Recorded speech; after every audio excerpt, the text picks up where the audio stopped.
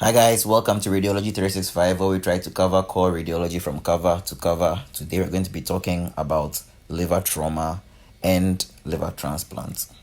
So when we think about trauma to solid organs, the liver is right up there. It's actually the second most commonly injured solid organ in blunt trauma, just behind the spleen. And because of its size and blood supply, injuries to the liver can be quite serious.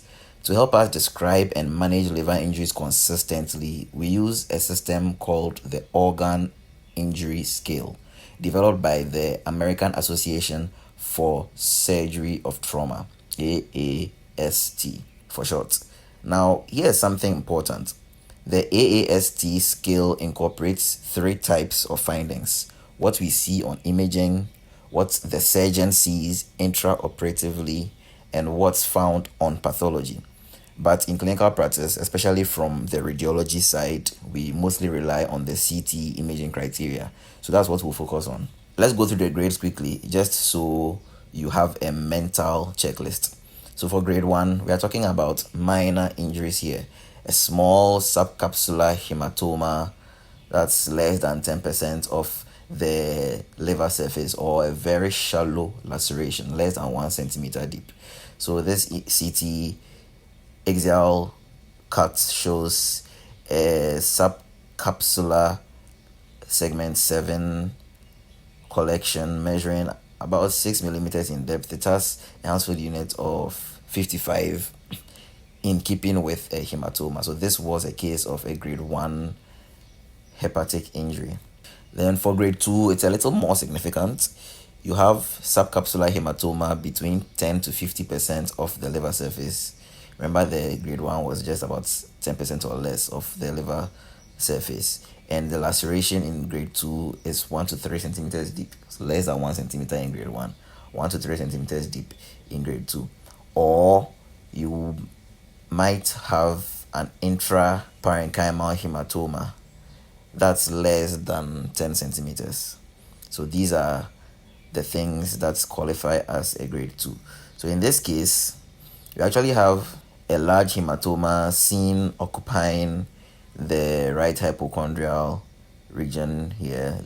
There's a very low cut in the abdomen. This is a collection here.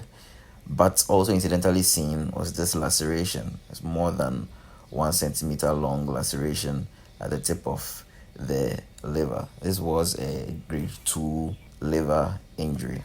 Then for grade 3, this is where things start getting more serious. A hematoma that is over 50% of the surface. And with all these hematomas, we're talking about subcapsular hematomas. Okay, a hematoma that's over 50% of the surface, or one that is ruptured. Then if you also have a laceration deeper than 3 centimeters, or any vascular injury like a pseudoaneurysm, an arteriovenous fistula, or active bleeding that's contained, they all qualify as grade 3. Also, if you have an intraparenchymal bleed or collection of more than 10 centimeters, also qualifies as grade 3. So in this axial contrast enhanced image in the arterial phase, we see a deep linear branching hypodense laceration here involving the posterior segments. There were more within the liver parenchyma at other slices, but we see one here. There's even another one here. And then apart from this, there's also an associated large hypodense subcapsular parenchymal hematoma here. There's no evidence of contrast blush or active bleeding, and the vascular pedicle was also intact. So this was a grade 3 bleed owing to this very deep laceration. For grade 4, lacerations involving 25 to 75% of one lobe, or if there's active bleeding extending beyond the liver into the peritoneal cavity, then we'll call that grade 4. So in this image, we see a large laceration in the right lobe of the liver with a perihepatic hematoma around it here. And there's also active contrast extravasation from the liver parenchyma into the perihepatic space. We can see this bright spots here. It's actually contrast extravasating into the perihepatic space. So see how big this laceration is. It's occupying more than 25% of the right hepatic lobe, and thus qualifies it as a grade 4 laceration or a grade 4 liver injury. Grade 5 is really severe. You are looking at destruction of more than 75% of a lobe or injury to the retrohepatic IVC or central hepatic veins. So apart from the laceration, or the deep lacerations, you're also having vascular injury, damage to the portal veins, damage to the IVC. So in this image, there's a grade 5 liver laceration with active bleeding and a large volume hemoperitoneum.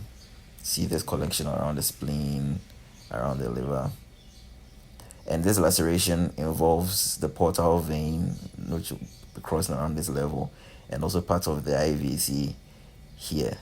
So with this very deep laceration plus the portal vein and IVC damage, we are giving this a grade 5 injury. So a quick tip: if there are multiple injuries, you bump up the grade, but only up to a maximum of grade 3. And one more thing, the AAST scale doesn't really help with biliary injuries. If you are suspicious of a bile leak, then you might need a HIDA scan or even an MRI with hepatobiliary contrast like EOVIST to get more clarity. Let's talk about who qualifies for a liver transplant. Now we are moving away from the realm of liver trauma to liver transplant. And what do we need to look for after the surgery? There's a set of rules we follow called the Milan criteria. This helps determine if a patient with hepatocellular carcinoma or HCC or cirrhosis is a good candidate for transplant. Here's the gist: if he has just one tumor that is less than 5 centimeters, or maybe he has multiple tumors but each of them is less than 3 centimeters, and there's no extrahepatic spread or vascular invasion, and these are the things that qualify someone for a liver transplant. After the transplant, it's very common to see a little periportal edema, minimal ascites, maybe a right-sided pleural effusion, sometimes a small perihepatic hematoma. All of that is expected and not alarming. Here's where you need to pay attention. With the vascular complications, the most common is hepatic artery thrombosis. It's a big deal because the hepatic artery is the sole blood supply to the bile ducts post-transplant. Others include hepatic artery stenosis, pseudoaneurysms, or problems with the IVC, hepatic veins, or portal vein. With biliary problems post-transplant, the most frequent issue is a biliary stricture, but you might also see leaks or obstruction from stones. Then other possible issues, think hematomas, abscesses, hepatitis, or splenic infarcts. There's also a chance of recurrent cancer or primary sclerosing cholangitis if that was the original reason for the transplant. Post-transplant lymphoproliferative disorder, PTLD, is something you should also have on your radar. It's basically a type of lymphoma that can pop up after a solid organ or bone marrow transplant, and it's often tied to Epstein-Barr virus. It doesn't matter what organ was transplanted. Post-transplant lymphoproliferative disorder can show up anywhere. On imaging, it's often a mass with a non-specific appearance, which makes it tricky. It's usually treated basically by dialing back or stopping the immunosuppressive therapy. Like I said, it's not only in the liver, it can appear anywhere. So even when we're talking about thoracic imaging, we did mention post-transplant lymphoproliferative lymphoma in the lungs as well as a new nodule that appears post-transplant. So something to remember.